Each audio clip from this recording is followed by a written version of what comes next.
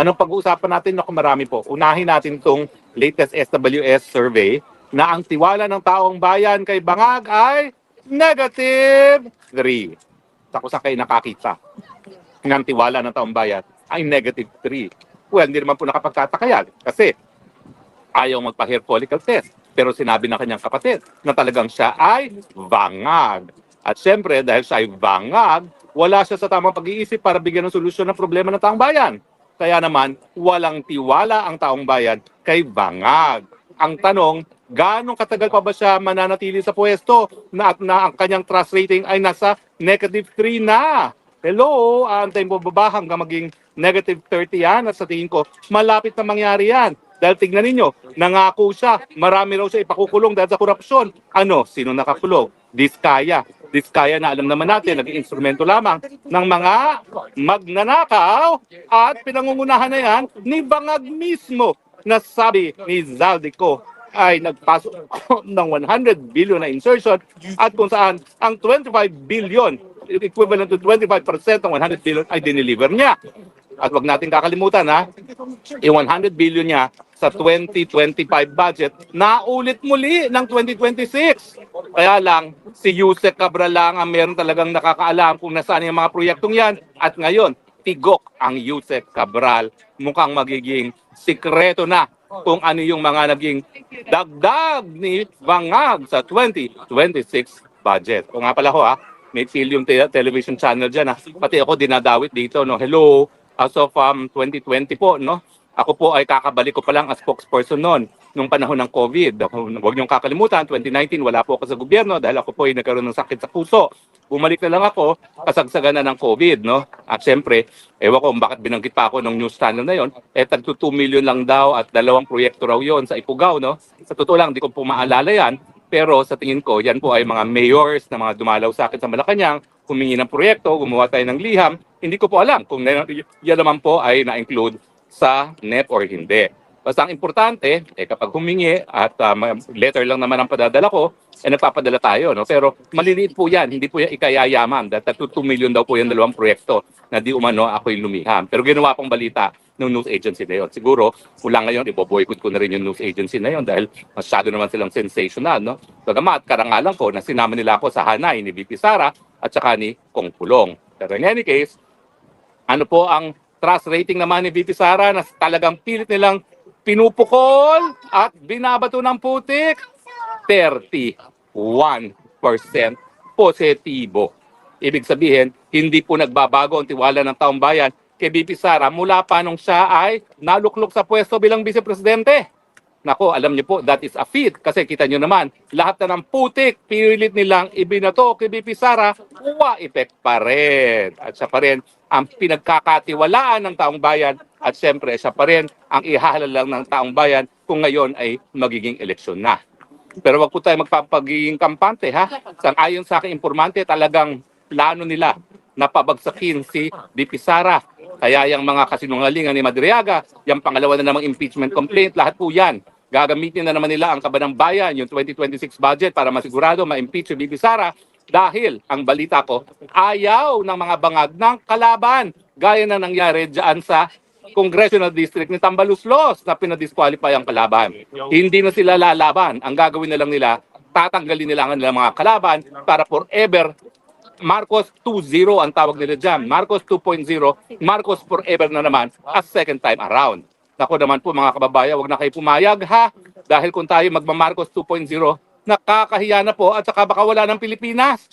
Mantakin nyo, magkakaroon tayo ng ASEAN chairmanship, pupunta rito pati si Trump, sinong sasalubong? Isang babangag-bangag.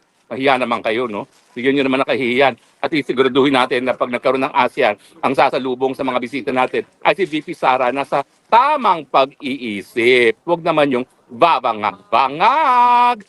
Kaya kayo, tapos na ang Pasko, naintindihan ko, ayaw nyo ng gulo sa buhay nyo ng Pasko dahil isang beses, isang taon na isin yung maging maligaya, pero nagkaroon na tayo ng ganyang pagkakataon, nagkaroon na tayo ng maligayang Pasko. Ngayon naman siguraduhin natin ang manigong bagong taon sa pamamagitan ng mapayapang pagpapalit ng presidente mula sa isang presidenteng bangag sa isang presidente na nasa tamang pag-iisip. kasi tayo naman nag-uusap na, no? Pag-usapan na rin natin, ba, yung Cabral files na nasa kamay ni Congressman Leviste Legarda Leviste. Alam nyo, dalawa yung idol ko ngayon, mga batang kongresista. Yan si Kong Biao Miao at saka si Kong Leviste. Alam nyo si Kong Leviste, nakilala ko talaga yan dahil kilala ko yung nanay niya. At saka alam nyo bang nag-sit-in yan sa klasiko sa Constitutional Law 2 sa Bill of Rights sa UP Law. Kasi yung mga panahon na yon, nag-iisip siya kung siya ay magtutuloy sa law. Well, sa akin naman, miski hindi siya nagtuloy ng law, tama naman ang ginagawa niya ngayon. Ginagamit niya yung kanyang opisyal na pwesto sa gobyerno para isiwalat ang katotohanan. Kasama na kung paano nilang linalamon ang kaban ng bayan sa mga pamamagitan ng infrastructure projects. Eh siyempre, complete denial ngayon ng Vince Dizon, no?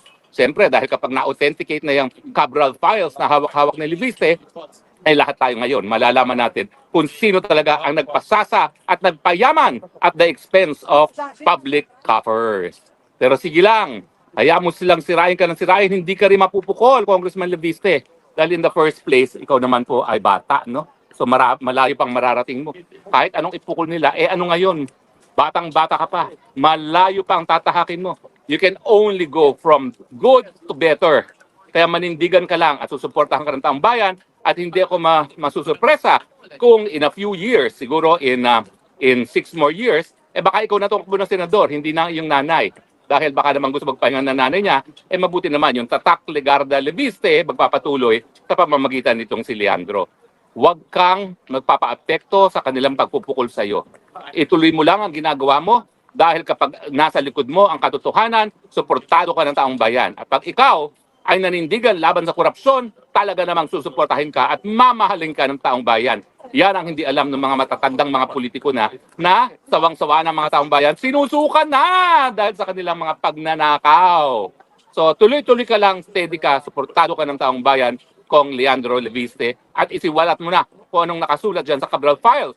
Because after all, sigurado ako, pinatay si Yusek Cabral dahil ayaw nilang isa publiko yaang Cabral Files. Kung siya'y nabubuhay, siya'y po pwedeng maging state witness at siya'y magiging dahilan kung bakit ang presidente mismo makukulong sa korupsyon. Dahil sigurado ko, nagaya ng sinabi ni Zaldico, merong mga insertions sa presidente, ang tanging nakakaalam lang yan ay si presidente mismo at si Yusek Cabral na ngayon ay hawak-hawak ang prueba ni Congressman Legarda Leviste.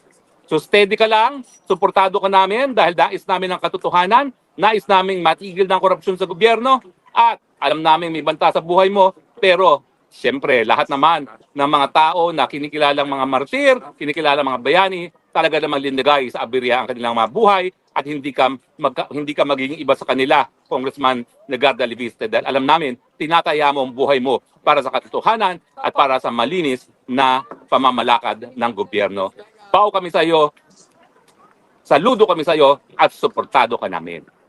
Well, mga kaibigan, welcome back to Spokes Hour matapos ang ating maikling pamamahinga para naman sa Pasko. Pero ngayong natapos na ang kaligayahan ng Pasko, balik na tayo at kinakailangan concentrate na tayo sa pagbabago ng gobyerno. Hindi na po tayo makakatagal sa ganitong paghihirap na dinadanas ng taong bayan dahil ang presidente ay wala sa tamang pag-iisip. Siguro naman alam nyo na yan. Kaya palipasin na lang natin ang bagong taon at pagdating ng bagong taon 2026, tayo maglukluk na ng bagong presidente sa mga mapapayapang mga pamamaraan. Hindi po yung kasalanan. Yan po ay nasa ating saligang batas. Ang tawag ay people power. At pag hindi pa tayo na people power, baka mabura na tayo sa mukha ng planetang Earth. Nagkakaintindihan ba ho tayo? Okay, tayo nagkaroon ng maligayang Pasko dahil isang beses isang taon. We give ourselves that to be merry during Christmas. Pero panahon na po para umakto sa 2026 dahil ang pinag-uusapan na natin ang kinabukasan nating lahat beyond 2026. Mga kaibigan, Merry Christmas pa rin. Manigong bagong taong sa ating lahat. Pero aking mensahe, kinakailangan manindigan na para sa katotohanan, manindigan na para sa malinis na pamumuno, manindigan na sa tunay na pagbabago, alisin ang mga bangag sa pwesto, ilagay ang mga nasa tamang pag-iisip. Ito po yung Spokes ng Bayan nagsasabi, I love you Philippines, you're the only country I have, you're the only country that I love.